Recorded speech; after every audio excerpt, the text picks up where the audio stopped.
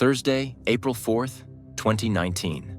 A tip had come in. It led to a self-storage facility, the kind people usually rent to stash away old furniture, holiday decorations, or forgotten boxes of clothes. Police responded swiftly.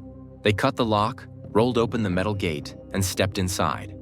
At first glance, the unit looked typical, crammed with cardboard boxes and everyday clutter. But something felt off. Even with the heavy scent of air fresheners hanging in the air, there was an eerie stillness. In a back corner, partially hidden behind a stack of items, officers found evidence. They called the medical examiner right away. It didn't take long. Dental records confirmed what detectives had feared. Janine Camarata had been found. Dear viewers, please don't forget to like, leave a comment under the video, and subscribe to the channel so as not to miss new videos. This is very important to us. Janine Camarata was born in 1981. She lived in Staten Island, New York. To her family, she was more than just a sister or daughter. She was the one they turned to, leaned on, and laughed with. Her sister, Christine Ross, often described Janine as the glue that held the family together. If you needed someone to talk to or a helping hand, Janine would be there, no questions asked. Her journey into teaching began as a calling, not just a job. By 2005, Janine had found her path. She was hired by the New York City Department of Education and eventually made her way to Public School 29 in the Staten Island neighborhood of Castleton Corners. There, she poured her energy and creativity into teaching first grade. For Janine, teaching was not simply a way to earn a paycheck. It was a passion. She would spend late nights preparing activities to make learning fun and engaging, designing classroom decorations, and planning lessons that brought joy to her young students. Her dedication was noticed not only by her co-workers but by the children themselves, who showered her with hugs, drawings, and smiles that lit up her world. However, being a public school teacher in New York City didn't come with financial ease. To support her household, Janine picked up a second job working at a store in Grant City. It meant longer days and fewer breaks, but she never complained. She kept going, fueled by something deeper than ambition. Her true motivation came from home, her children. Janine was a proud and devoted mother to 3 kids. Her oldest, a teenager from a previous relationship, lived with their father in Long Island. Her younger children, a son just 3 years old and a daughter age 7, were from her marriage to Michael Camarata. That relationship at first had seemed full of promise. Michael had been affectionate, attentive, and generous with his affection in the beginning. Janine, who dreamed of a stable, loving family, believed she had found her partner.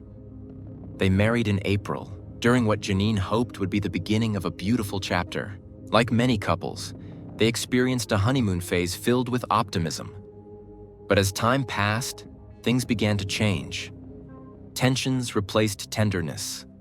Disagreements became more frequent. What once seemed like a promising partnership began to unravel. By 2017, Janine had made a difficult decision. She packed up her life and moved out of their shared home. She found a new place in New Brighton, determined to create a safe and peaceful environment for herself and her children. That move wasn't just about physical space. It was symbolic of her decision to reclaim her peace and independence. Janine also sought a legal order of protection against Michael, a significant step that reflected how difficult the situation had become. She was now navigating not only life as a single mom, but also a complicated legal battle. Janine wanted full custody of her younger children, who at that time remained with their father in Queens. Every extra dollar she earned was set aside for legal fees, housing, and anything that might bring her family back together under one roof. Despite all of this, Janine showed extraordinary resilience. She balanced 2 demanding jobs, prepared for court dates, and remained fiercely focused on the well-being of her kids. Her dream was clear: a stable home, a fresh start, and a reunited family. And she was willing to work tirelessly to make that dream come true. On the evening of Saturday, March 30th, 2019, Janine went about her usual routine. It was just after 8 p.m. when she wrapped up a shopping trip with her boyfriend, Aaron Suchi. The two had been at Target, picking up household essentials. Nothing out of the ordinary. Afterward, Janine dropped Aaron off at his apartment in New Brighton. She told him she was heading to Queens to visit her two youngest children. It was a simple statement, something she'd done before. Her white 2017 Chevrolet Cruze drove off into the early evening, headlights fading into the dimming sky. That was the last time anyone would see Janine Camarata in person. As Sunday came and went with no word from Janine, concern began to grow. She didn't text, she didn't call. On Monday, April 1st, she failed to show up for work at Public School 29. Her principal, Linda Manfredi, noticed immediately. Janine was known for being punctual, dependable, someone who would always give notice if she were running late or unable to come in. Her silence set off alarms. At the same time, Aaron grew anxious. He hadn't heard from Janine since Saturday night. Calls went unanswered. Texts were met with silence. By the afternoon of April 1, a missing person report was filed with the NYPD. Detectives began working the case immediately. Their first questions were straightforward. Where was her car? Did she make it to Queens that night? Who saw her last? Who did she speak with? As police began retracing Janine's last known movements, her sister Christine stepped forward to provide crucial information. Just 2 days before Janine disappeared, on Thursday, she had filed official divorce papers against Michael Camarata and submitted a legal request for full custody of their children. Christine voiced a thought that others were beginning to share. Could something have happened between Janine and Michael? Christine explained that the relationship between Janine and her estranged husband had long been tense. Their custody disagreements had grown more intense, and Janine had often confided in her sister about the stress she felt navigating that conflict. While Michael was an obvious figure of interest in the case, Christine also expressed discomfort about Aaron, Janine's current boyfriend. Janine had never shared much about Aaron with her family. When Christine met him for the first time, she couldn't shake the feeling that something about him seemed off. Although he was polite on the surface, there was an unease that lingered. Detectives noted Christine's comments and began a deeper look into Aaron's past. A background check revealed concerning information. Years before meeting Janine, Aaron had been arrested more than once. One of the charges was for contempt, related to a violation of a protection order filed by a previous partner. While this didn't confirm anything specific, it added a new layer of complexity to the case. Law enforcement now had two individuals in Janine's life who required further investigation: a former husband with a custody battle brewing and a current partner with a questionable past. Detectives were now moving with increasing urgency. Janine Camarata had been missing for days, and the window for finding answers was narrowing by the hour. One of the first people they needed to speak to was Aaron Suchi, the man who, by all accounts, was the last person to see Janine alive. They didn't show up at his door with handcuffs or accusations. Instead, they made a polite but firm request. Would he be willing to come in and talk? Aaron agreed. He wasn't evasive. In fact, he seemed open, even eager to clear the air. During their interview, he portrayed his relationship with Janine as warm, affectionate, and entirely uncomplicated. He said they'd met at work and had clicked quickly. According to Aaron, he cared deeply about Janine and believed they had something special, even if they weren't living together. He recounted the evening of Saturday, March 30th, when Janine had come by his place. They'd gone shopping together, just picking up a few things at Target, nothing unusual. Afterward, she dropped him off at his apartment in New Brighton around 9 p.m. She told him she was heading out to Queens to see her two youngest children. Aaron said he watched her drive away in her white 2017 Chevrolet Cruze, unaware that it would be the last time he'd see her. Over the next 2 days, Aaron tried reaching her. He sent texts, left voicemails, but there was no response, no returned call, no explanation. Then, on Monday, April 1st, he claimed he received a series of strange and unexpected text messages from Janine's number. According to Aaron, the messages said she'd had a rough few days, that she didn't want to talk to anyone, and that she needed space. She even asked him not to contact her, saying she would reach out when she was ready. Aaron interpreted this as the end of their relationship, delivered without warning or closure. Still hurt and confused, he responded with several messages of his own, frustrated, emotional, maybe even bordering on obsessive. Those texts would later raise eyebrows. Detectives reviewed the messages carefully. They could have been seen as questionable under different circumstances. But because Aaron was transparent about their content and offered his phone willingly, investigators didn't immediately consider him a suspect. At least not yet. They made note of his cooperation and let him leave, but they made it clear. If they had further questions, he'd be hearing from them again. The deeper the investigation went, the more complex Janine's personal life appeared to be. Her recent divorce filing loomed large in detectives' minds. She had submitted legal paperwork against her estranged husband, Michael Camarata, just days before she went missing. That timing was impossible to ignore. At the same time, Aaron's behavior, though not criminal on its own, was a puzzle piece that didn't sit quite right. Between her new boyfriend's past brushes with the law and her ex-husband's turbulent history with her, detectives were left with a delicate web of relationships to untangle. Somewhere in that tangled mess, the truth had to be hiding. While detectives worked their leads, Janine's inner circle sprang into action. Her friend Dominique took to the media, reaching out to television networks, online news platforms, local papers, anyone who would listen. They needed eyes on the story. Another close friend, Jessica, was particularly vocal, expressing growing concern and desperation.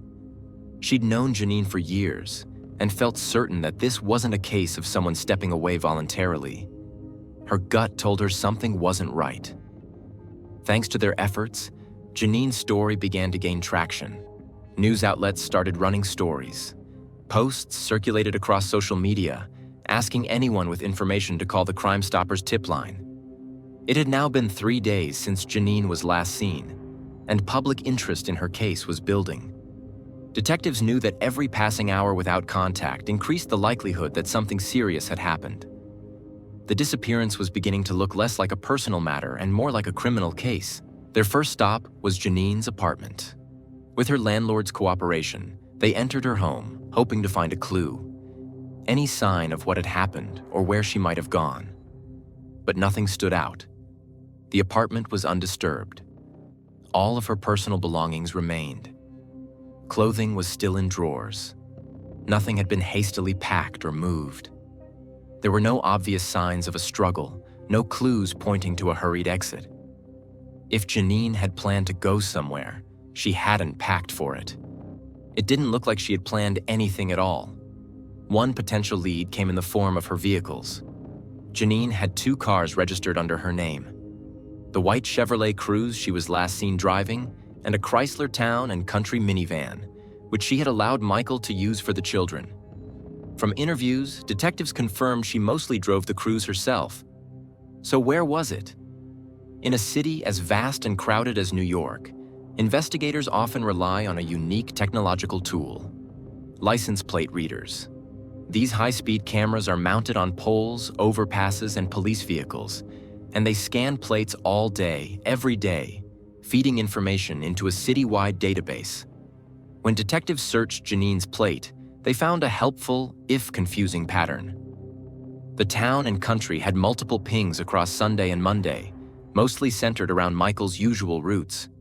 That made sense. He was still using the vehicle. But the Cruze was different. There was one hit from Saturday night, shortly after 9 p.m., matching the time Aaron said Janine had left for Queens. Then nothing. Until a single ping on Sunday night, showing the Cruze crossing back into Staten Island via the Verrazzano Bridge. It was nearly 24 hours later. And after that, nothing. The trail stopped cold. This detail raised new questions. If Janine had gone to Queens on Saturday, why did her vehicle return to Staten Island the next evening? Who was driving it? And where did it go after that last sighting? Detectives knew they had to speak with Michael, but that presented a complication. Unlike most people in 2019, Michael Camarata didn't have a cell phone. That detail seemed odd. unusual enough to make detectives take notice. How could someone raising children, involved in a custody battle, and working full-time in a city like New York not have a phone? Instead, they reached out to his sister, who shared that Michael was working as a mail carrier in Manhattan. If detectives wanted to speak with him directly, they'd have to go to his job. A new worry also began to take shape, one that had less to do with clues and more to do with responsibility. Janine had been missing for 3 full days. As detectives continued to chase leads in Janine Camarata's disappearance, the next logical step was to get clarity on the people closest to her children, those who were caring for them in her absence. That led them straight to Aisha Egea, the current girlfriend of Michael Camarata. It was Michael's sister who first explained Aisha's role in the children's lives. According to her, Aisha often handled school drop-offs and pickups, especially when Michael was working his postal route in Manhattan.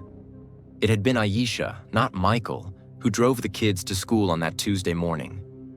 When the investigators reached out to Aisha, they gave her clear instructions: turn the children over to county social workers for the time being. This wasn't a punishment.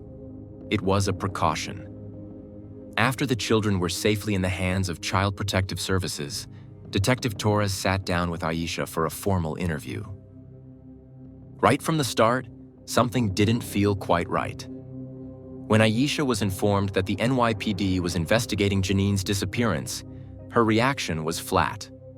Not cold exactly, but oddly disconnected. Torres noted her detached demeanor. After all, Aisha was temporarily caring for Janine's children.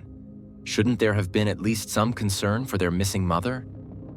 As the conversation progressed, Aisha painted a very different version of events, one filled with friendly exchanges and casual interactions. She said that over time, she and Janine had developed a cordial relationship. Janine, she claimed, had even encouraged her connection with Michael, once saying they'd probably make a good couple. That detail surprised the detective, but wasn't unbelievable on its own. Aisha explained that Janine had once been her children's teacher, and their friendship had evolved from school interactions. Janine occasionally asked Aisha to babysit, and there had been no visible tension between them, at least according to Aisha. When Detective Torres pressed further about the days leading up to Janine's disappearance, Aisha provided a new timeline. She said that on the day before Janine went missing, Janine had reached out and arranged to meet Michael in Queens. The purpose? To discuss custody and the newly served court documents concerning alimony and child support.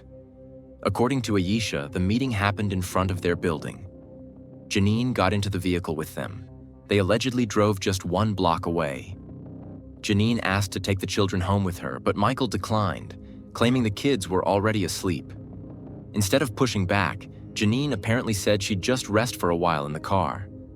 Aisha claimed that she and Michael left Janine there, sleeping peacefully, and went back inside the apartment. That, Aisha said, was the last time she saw her. But that account didn't sit well with Torres. Leaving a woman, who had just driven in from Staten Island, alone in a car in the middle of the night, without checking on her afterward, that didn't sound like the behavior of people who were concerned for her well-being. And yet, at this point in the investigation, there was still no physical evidence to suggest a crime had taken place. It remained a missing persons case, though the shadows were growing longer.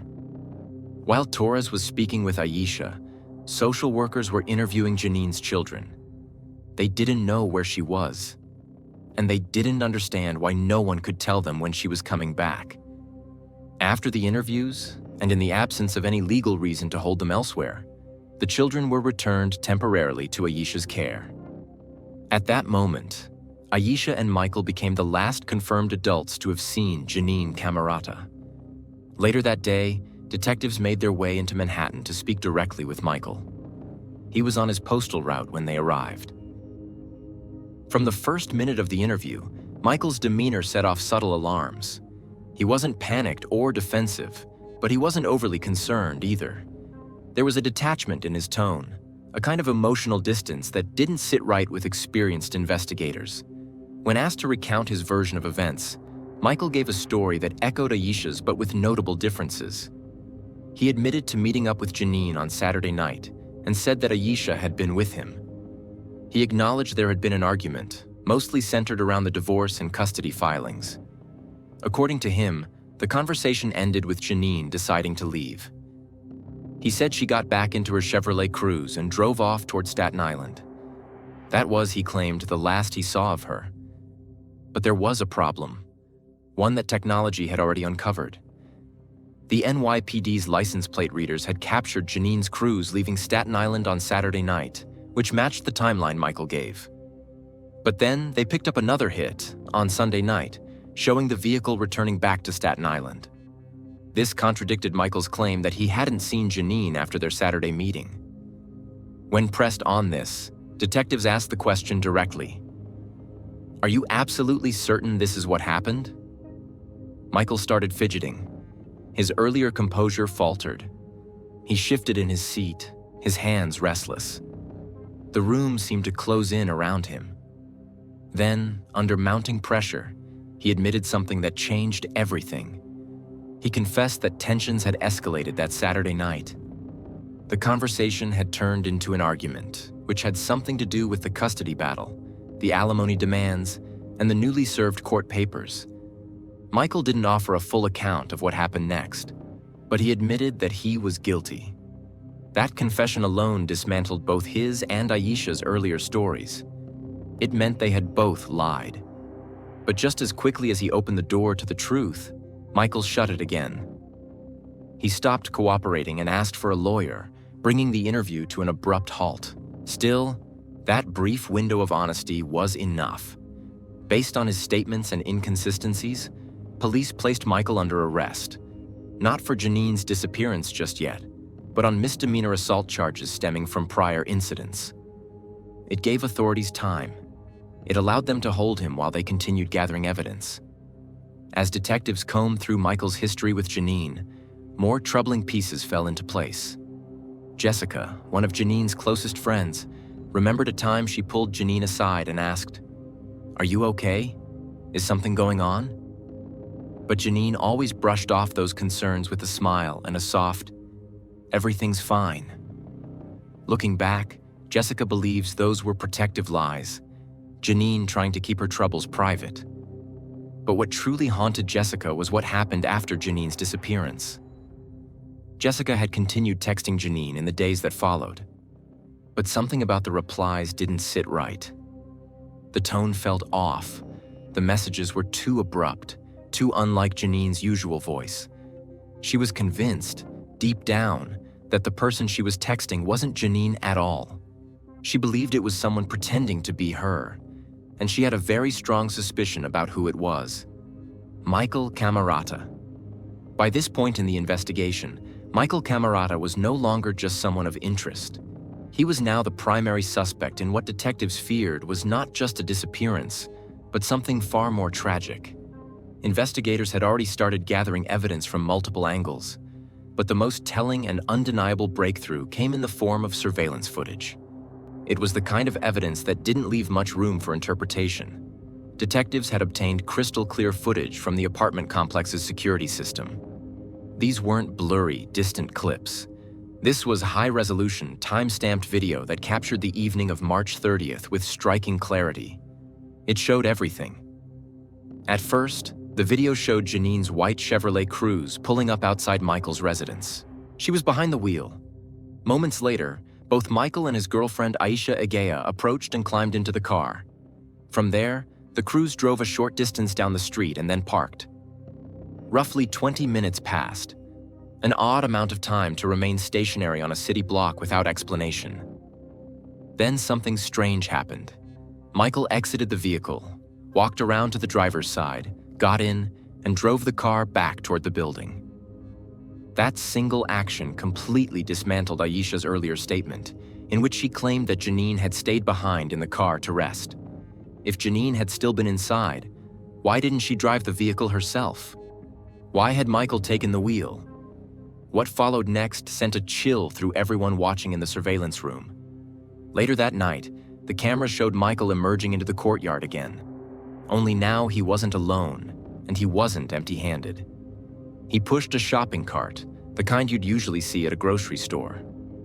From the footage, it was obvious the bag wasn't light. The detectives' expressions darkened as they watched. Then came Aisha, holding the door open for him as he wheeled the cart into the building. It wasn't over. The next morning, in footage from the same building, Michael and Aisha were seen again. They moved quickly, almost too calmly. Two people acting as if nothing were unusual. But everything about it was unusual. It was clear to the investigators that something had been concealed. Aisha was brought back in for another round of questioning. Her demeanor remained eerily calm, almost emotionless, which stood in stark contrast to the mountain of evidence piling up. She stuck to the same story she had told the day before, as though repetition alone could make it true. That strategy didn't last long. Detectives showed her a series of still images, frames taken from the security footage. There she was, helping Michael. There she was, holding the door. There she was, assisting in a series of events that no longer resembled innocent errands. There were 3 people in that car, one of the detectives said firmly, referring to the original footage. But when it pulled back up, only 2 people got out, you and Michael. So where is Janine? Cornered and out of excuses, Aisha's carefully constructed narrative began to fall apart. Her voice shook slightly. Her gaze dropped. And then, finally, she spoke, offering a new version of the night's events, one that carried far more weight and far more implications. Janine and Michael argued, and according to Aisha, things got out of control. At one point, Michael slid into the driver's side himself and drove the vehicle away from the area where they'd parked. Later, Michael returned on foot, Aisha said, carrying shopping bags and retrieving the cart. She admitted helping him. She claimed that after falling asleep for a short time, she awoke to find Janine gone. Michael had already left again, alone. Where he went, what happened in those missing hours, she claimed not to know. Detectives had heard enough. Aisha was placed under arrest and charged as an accessory. She had participated in events connected to Janine's disappearance and had knowingly misled investigators. Her arrest marked a turning point in the case, a dramatic escalation that confirmed what investigators had begun to suspect. This was no longer a missing persons case. This was now a homicide investigation. It was Thursday, April 4th, 2019. 5 days since Janine's white Chevrolet Cruze had disappeared into the night. A tip had come in. Michael had recently been seen at a storage facility located on a quiet stretch of Staten Island, just 4.5 miles from Janine's New Brighton apartment.